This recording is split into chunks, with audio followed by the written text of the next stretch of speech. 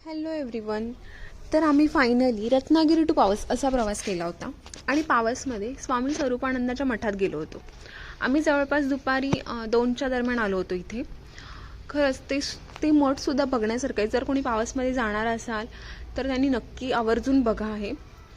तर तिथे एंट्री करतानाच पहिलं आम्हाला पाय धुवून आतमध्ये जायचं होतं एंट्री. पुन्हा तिथे सिक्युरिटी पण होते, चेकिंग करूनच आतमध्ये सोडत होते. तिथून पुढे आम्ही मंदिरात एंट्री करणार होतो आणि आतमध्ये त्यांच्या पादुका आहेत, त्याचं दर्शन वगैरे घेतलं. थोडा वेळ बसलो तिथे. त्याच्यानंतर आतमध्ये काही फोटोज व्हिडिओज अलाउड नव्हते, त्याच्यामुळे मी आतमध्ये काही शूट नाही केलं, पण बाहेरचा परिसर तुम्हाला दाखवते.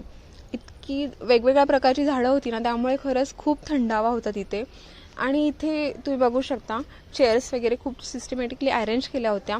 आणि इथे जो आहे तो महाप्रसाद देत होते. महाप्रसादामध्ये खिचडी आणि एक हिरवी चटणी, मे बी ती खोबरं आणि कैरी अशी कॉम्बिनेशनची चटणी होती.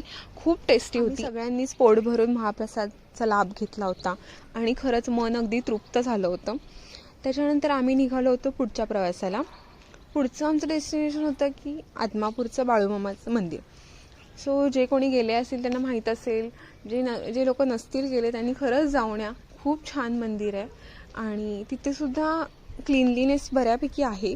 तर आम्हाला इथून आदमापूरला पोहोचायला जवळजवळ 4 ते 5 तास लागणार होते.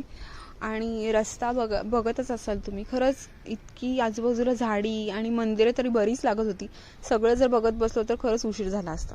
त्याच्यामुळे मधी थोडा ब्रेक घेतला, चहा वगैरे घेतला, थोडाफार स्नॅक्स खाल्ला आणि छोटीशी टपरी होती, पण खरंच खूप टेस्टी चहा होता आणि खूप छान वाटतं थोडं फ्रेश होऊन. त्यानंतर 8:30-9च्या दरम्यान आम्ही आदमापूरमध्ये पोचलो होतो आणि बाळूमामा मंदिरात एंट्री केली आम्ही.